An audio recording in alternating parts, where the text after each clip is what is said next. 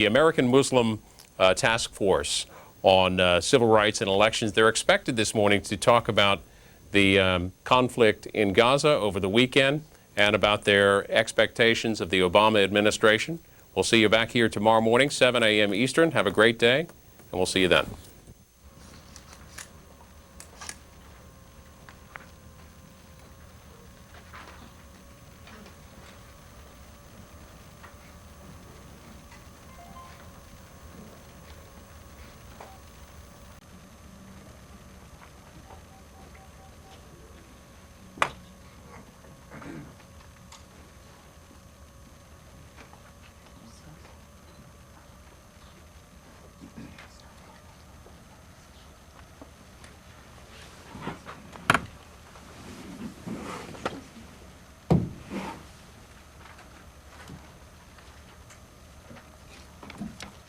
Bismillah ar-Rahman ar-Rahim, in the name of God, the Compassionate, the Merciful.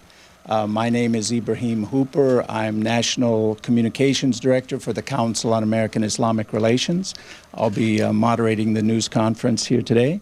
As you know, this news conference was called originally to release an open letter to President-elect Obama on Muslim policy recommendations in domestic and international arenas.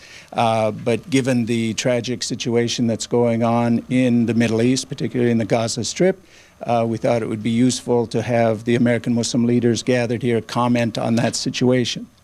Our first speaker will be Dr. Agha Saeed. He is the head of the American Muslim Task Force on Civil Rights and Elections, and he will be reading the open letter to Senator Obama. Dr. Saeed.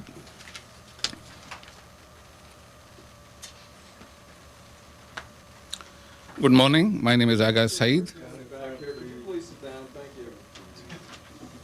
Good morning. My name is Agha Saeed. I'm here on behalf of American Muslim Task Force on Civil Rights and Elections. This umbrella body represents 12 largest Muslim organizations in America. I will read their names later on. First, I would like to premise that we had done a survey which has been circulated, printed, and known to people, done by Genesis Research Company. And it demonstrated 95% of Muslims voted on the day of election, November 4th. That was the highest voter turnout of any community in America this year. Secondly, 89% of those who voted for Senator Obama, now President-elect Obama. It's in this context that we are approaching our incoming government on 4 key issues: inclusion and access, policy development, personnel appointment, and partnership for peace with the Muslim world and the third world at large. So we have addressed this letter to Senator Obama, that President-elect Obama. I'll read it now. Dear President-elect Obama, on behalf of the American Muslim Task Force, an umbrella organization representing 12 members and observer organizations, we are writing to congratulate you on your election as our nation's 44th president. As you assume your new duties, there are some areas we hope you will list among your priorities. These include due process, objective justice, repealing manifestly unconstitutional clauses of the USA Patriot Act, ending COINTELPRO campaigns against Muslim and Arab American communities, and ensuring that our nation rejects the use of ex post facto laws. We are very encouraged by your commitment to shut down the Guantanamo Bay prison. While doing so, we hope you will ensure that detainees who warrant prosecution will be tried in traditional federal courts using the comprehensive procedures for protecting sensitive information outlined in the Classified Information Procedures Act. Affirming Catholic theologian Hans Kung's assertion there will be no peace among nations without dialogue among the nations, we applaud your commitment to build world peace through unconditional dialogue with all nations of the world. Your pledge to try to facilitate a better understanding between Pakistan and India and try to resolve the Kashmir crisis has won hearts and minds of millions in South Asia, yet nothing would be more effective in turning the tide in favor of the United States than playing a leadership role in finding a just and lasting solution to the Israeli-Palestinian conflict. We believe it would be beneficial to our nation if, In consultation with the Muslim community, you appoint a new envoy to the organization of the Islamic Conference and an ambassador at large to improve U.S.-Muslim world relations. We look forward to your proposals for providing universal health care to our citizens and fixing our nation's broken immigration system. We further wish to see you instruct senior officials in your administration to reinstate roundtables with Muslim leadership for all departments such as State, Justice, Homeland Security, and Health and Human Services. Finally, we would certainly welcome a resumption of the past policy of inclusion by bringing events such as the celebration of Ramadan and Eid in the White House with the American Muslim community. We are asking for an opportunity to meet with the appropriate members of your team and explore new opportunities to ensure impartial administration of justice for all Americans and proposals for restoring America's moral leadership in the world. In this vein, we hope that you will instruct your transition team to arrange a meeting. The American Muslim Task Force on Civil Rights and Elections is an umbrella organization presenting 12 members of the organizations. AMT seeks to ensure that American Muslims become full partners in the development and prosperity of the United States, defend civil and human rights of all, and build alliances with like-minded fellow Americans on a wide variety of social, political, economic, and moral issues. This statement is signed by representatives of American Muslim Alliance, Council on American-Islamic Relations, Islamic Circle of North America, Muslim Alliance of North America, Muslim American Society Freedom Foundation, Muslim Student Association of America National, Muslim Ummah of North America, and United Muslims of America. Observer organizations include American Muslims for Palestine, Islamic Educational Center of Orange County, Islamic Society of North America, and Muslim Public Affairs Council. So this letter we are sending, and these are the contents we'll highlight, and then we'll talk about the situation in the Middle East. Now I call on Mr. Imam Mahdi Bray to speak briefly about his concerns.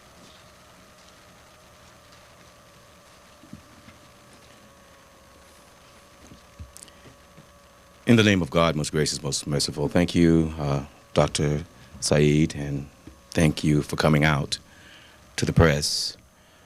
Let me say that our policy at AMT, the umbrella organization, is seriously affected by what's taking place now in Gaza. We said to the president-elect that indeed you ran on a policy of change. It is time for a change. If I had an historical analogy to bring about, to offer to the upcoming administration, it would be that of the fact that America one time was an occupied country. We were occupied. And then in that occupation, there was a statement that was made that I think is applicable today to what's happening in Gaza. The statement was made by one of the founding fathers, Patrick Henry. He said, "Gentlemen may cry, peace, peace, but there is no peace.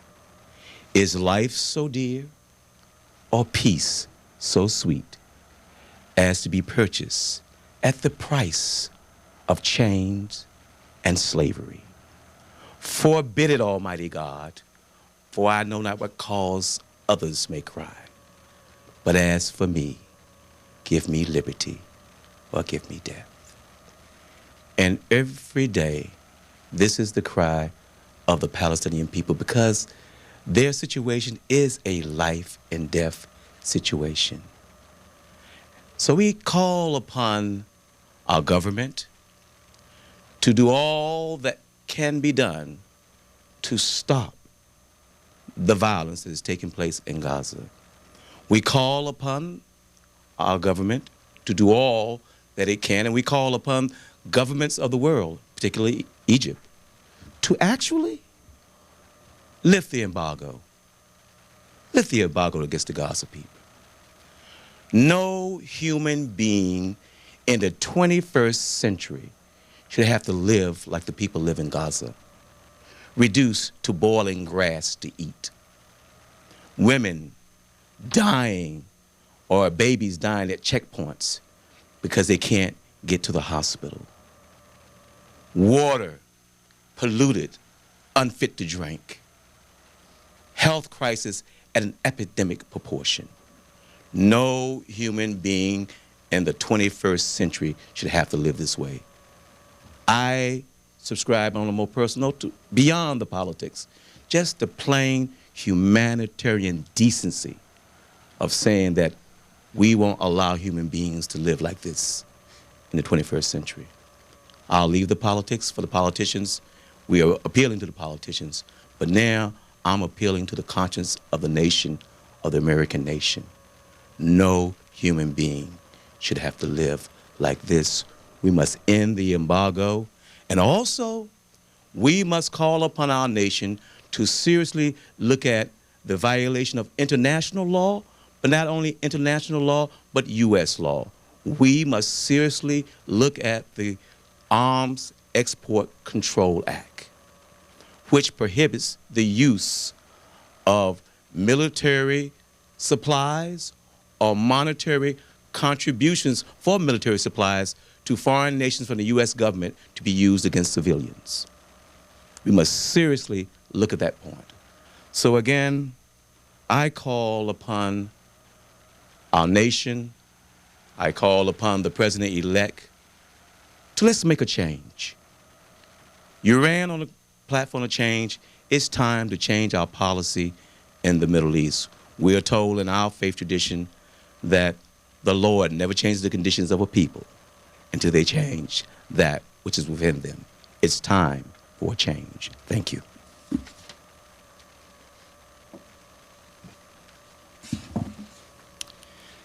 And excuse me, next we'll hear from State Senator Larry Shaw of North Carolina, who will speak about interaction with the Obama transition team and the hopes for greater outreach to the Muslim community under the Obama administration.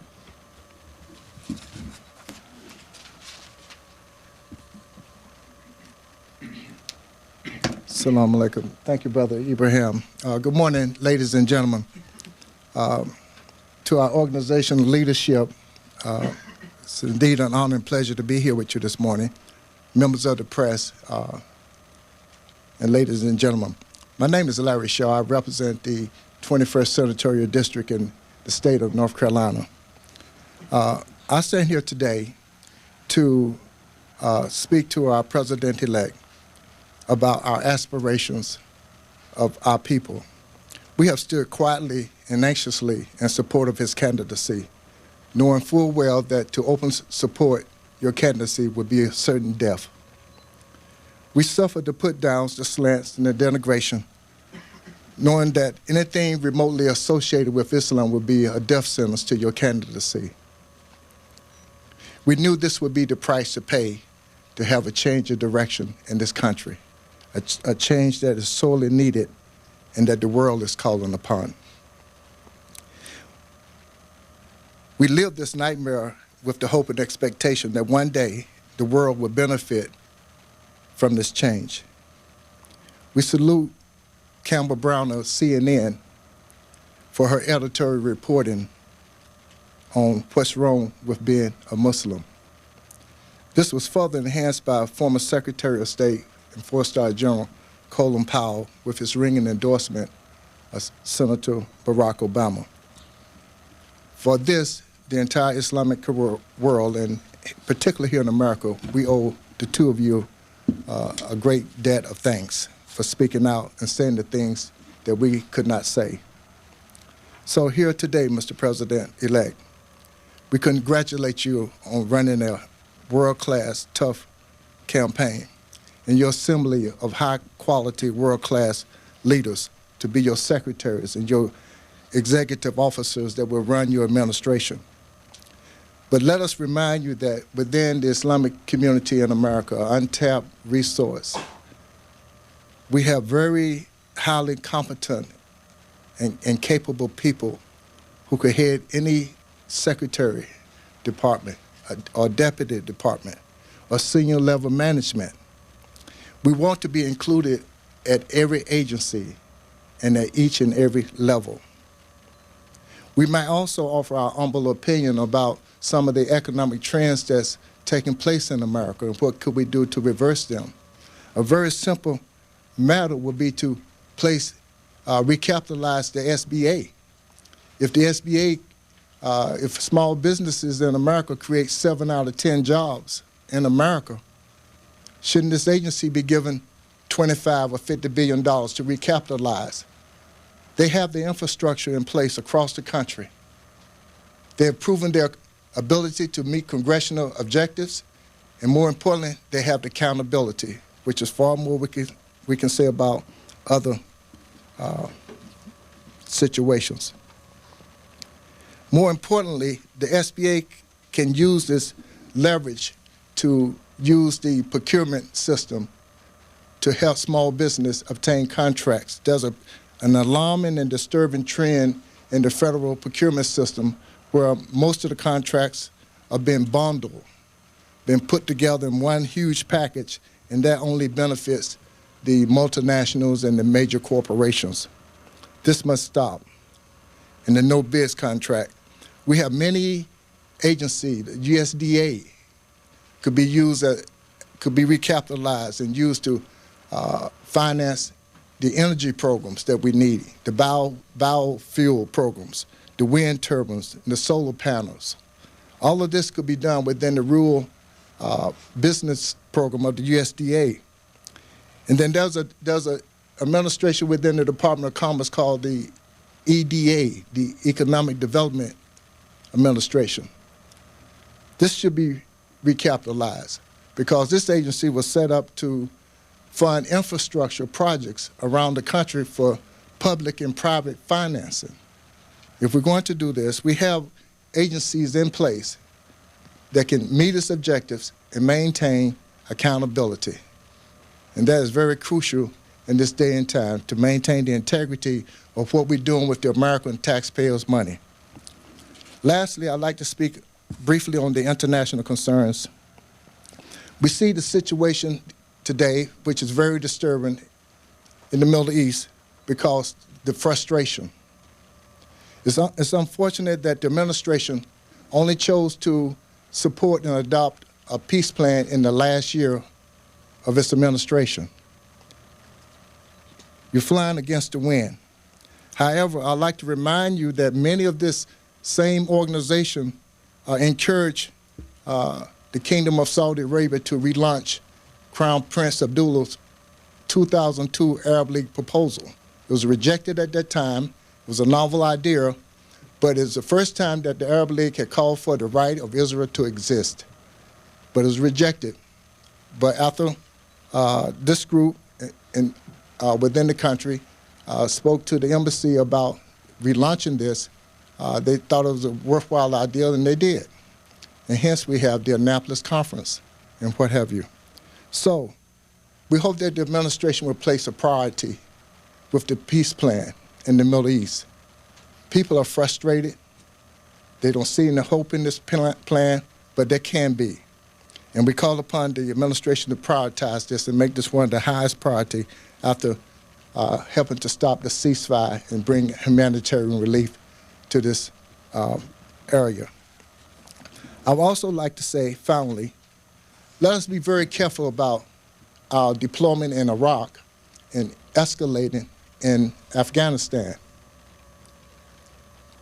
We're talking about sending 30,000 troops, and there's been no type of diplomatic discussions at all.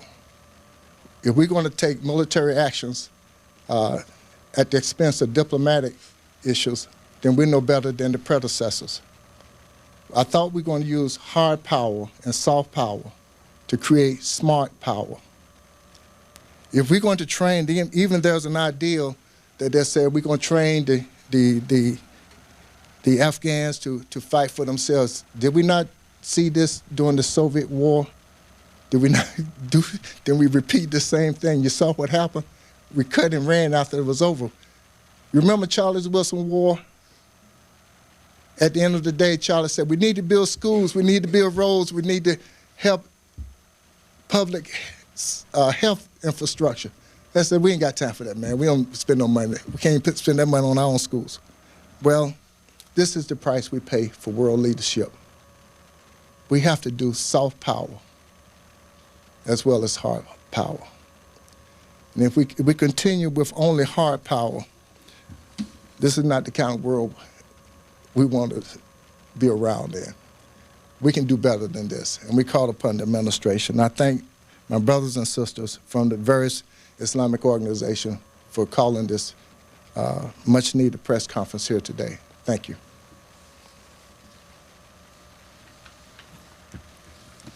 Next, we'll have Nihad Awad, Executive Director of the Council on American-Islamic Relations. He will read a statement about the current crisis in Gaza. Thank you, Ibrahim. Bismillah ar-Rahman ar-Rahim. In the name of God, the compassionate, the merciful, peace be with you. Thank you very much for coming, and good morning.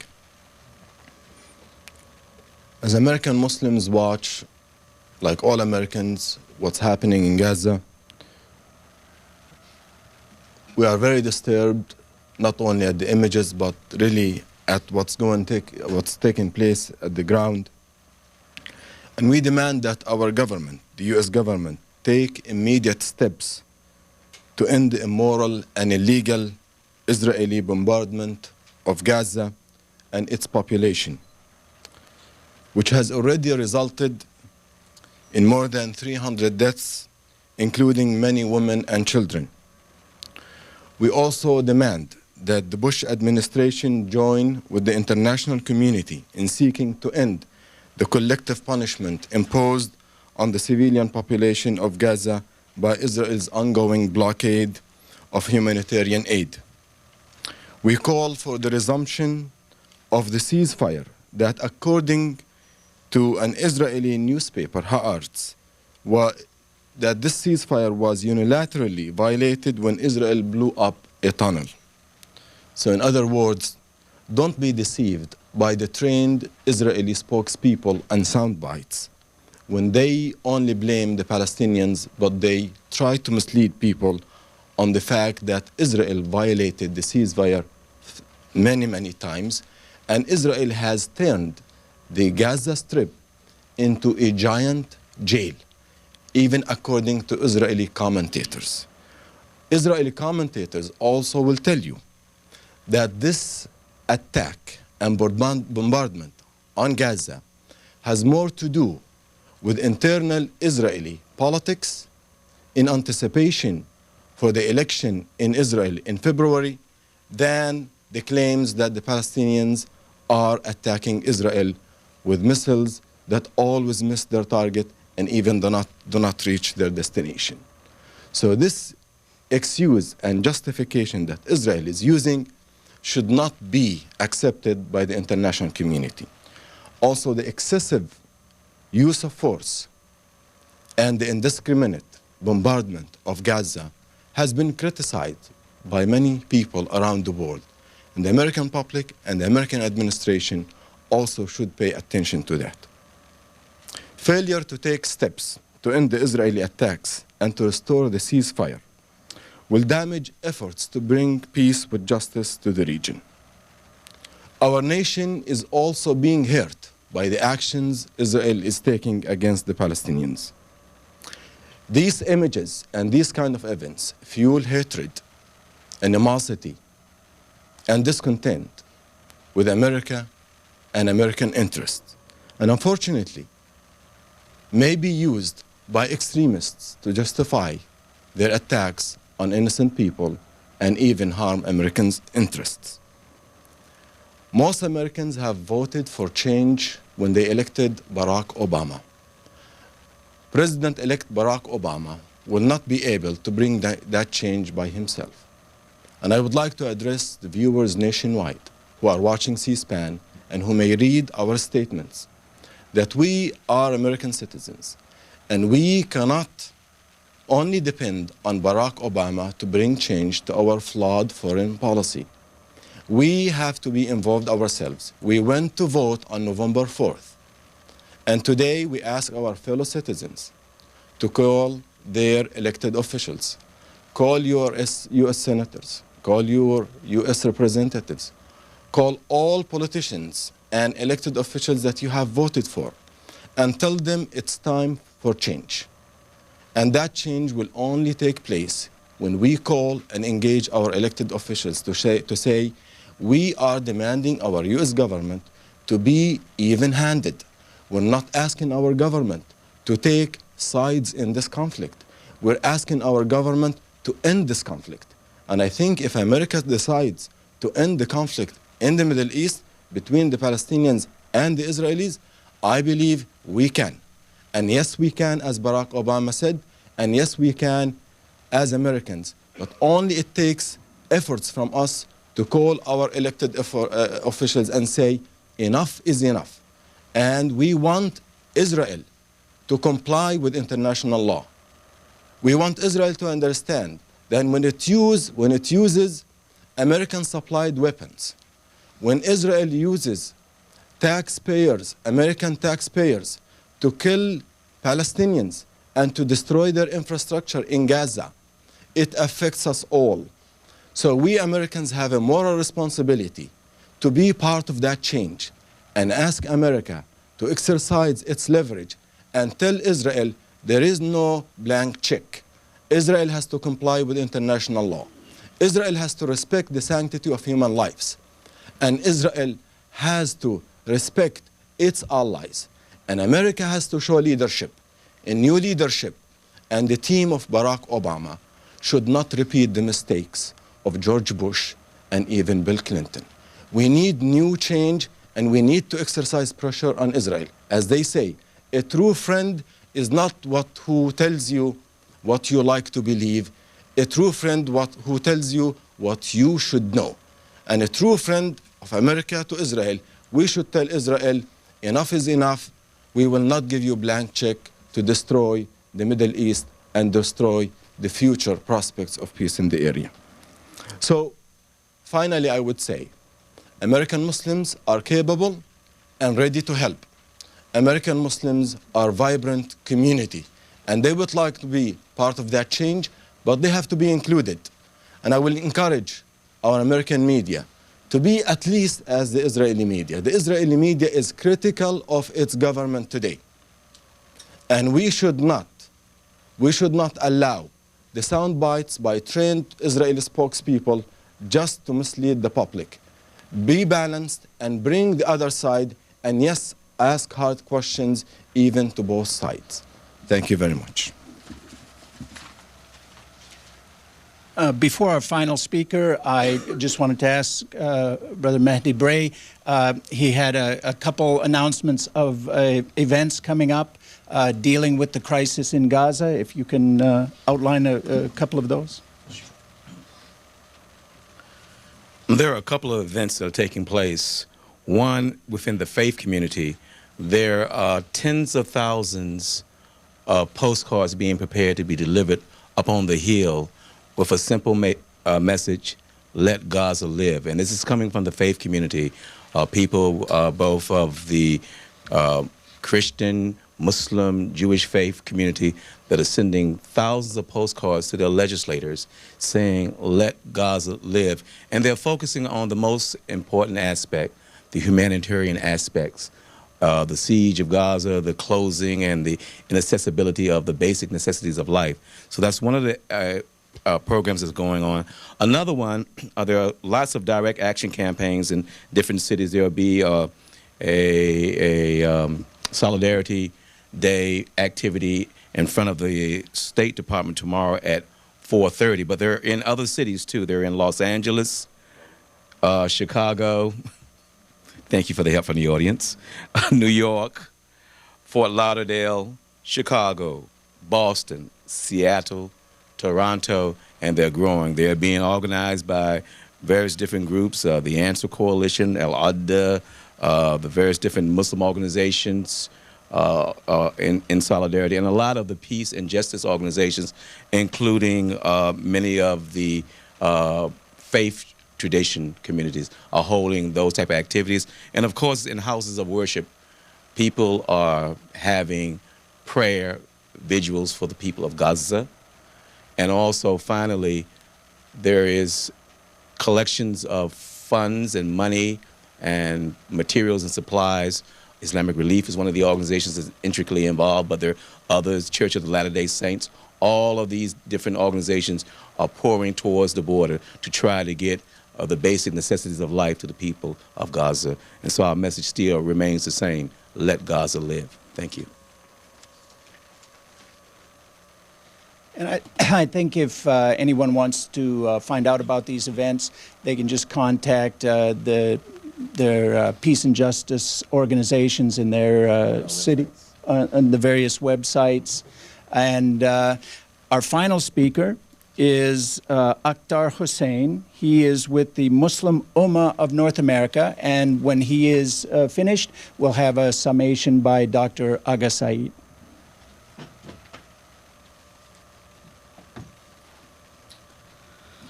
Bismillahir Rahmanir Rahim. We all know the people of the United States provided vote to Obama for changing of this society. Because of the Bush administration, the Muslim community of the United States having very important role to elect Barack Obama. So now it is very important for Obama administration to interact with Muslim community of the United States. I believe the people of the United States deserve it because of the conflict between the past administration and the Muslim world created big problem between the United States and the Muslim world. And AMT, American Muslim Task Force, is the umbrella organizations of 12 national Muslim organizations. AMT hold or represents the Muslim community of the United States of America.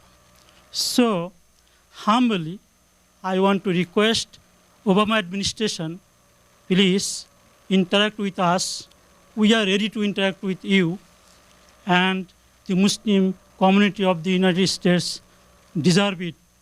And it is very important to make good relationship with Muslim world and the United States of America, and we are the bridge. American Muslim Task Force is the bridge who can fulfill that requirement. And all the speakers spoke about Gaza and Israel, and we know the conflict, and we are ready to resolve this conflict. Thank you very much.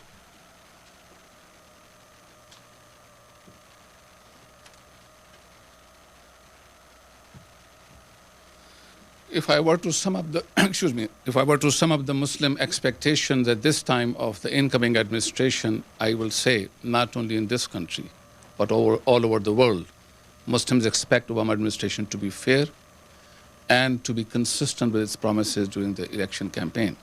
That is, ending the war in Iraq, finding an equitable solution in Afghanistan, having diplomatic relations with all nations, and centrally important is to be fair. When I say fair, what we expect from that is for Obama administration to emphasize rule of law and, more importantly, rule of international law.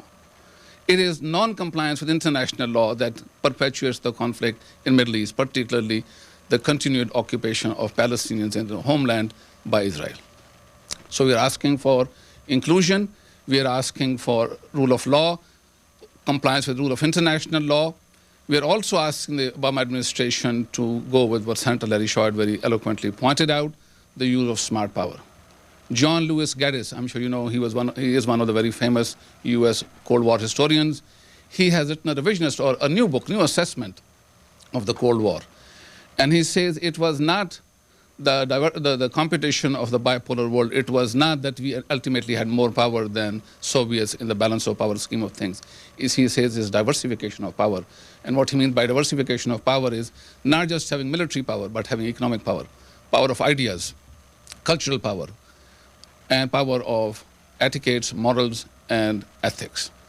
So what we are asking President Obama is to recognize the fact that he has unprecedented treasure of goodwill among Muslims in this country who voted for him 89% strong, also among the people in the world, and the Muslim world particularly. There's expectation, there's excitement, and there's willingness to be partner for peace. This is rare in history that you get that kind of tremendous readiness from all sides to work with the incoming administration. So we want the Obama administration to use this resource wisely and effectively in a timely fashion. And let me also say we want to thank people like President Jimmy Carter and former Secretary Colin Powell, who have shown courage of conviction, who have not sought to play politics with religion, and who understand the larger implication of building bridges with all communities of the world. So our one single message to our incoming president is, we are ready to be your partners for peace. We are not begging for anything. We're not asking, but we are asking to be members of this community. The fundamental question in this country is, are Muslims equal citizens or are they subjects? If we are equal citizens, then we are ready to play our equal role in this country at this time. Thank you. Because of time constraints and the number of speakers and the number of media outlets, I think it's best if we take one-on-one questions from anyone who would like to ask any of the speakers a question. So thank you very much for coming, and they'll be available now for any one-on-one interviews you'd like to have. Thank you.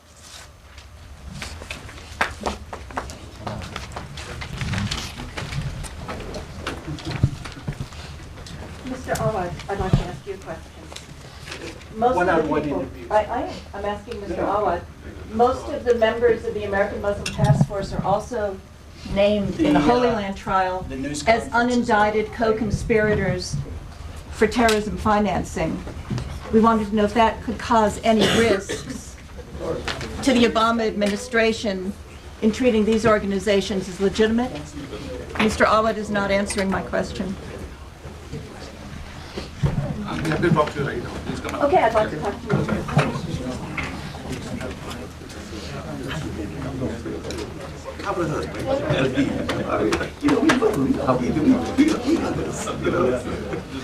Good to see you too. Thank you.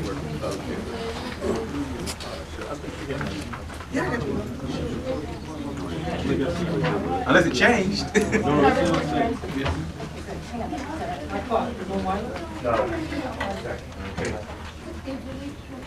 That's not what I'm getting rid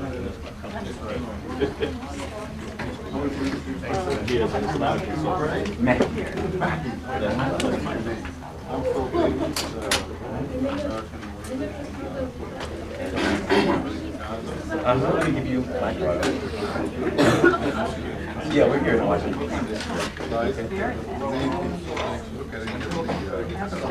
Yeah, sure, that's not a problem at all. But I'm like, thank you. In the elevator. What's your name, sister? I'm very glad to meet you.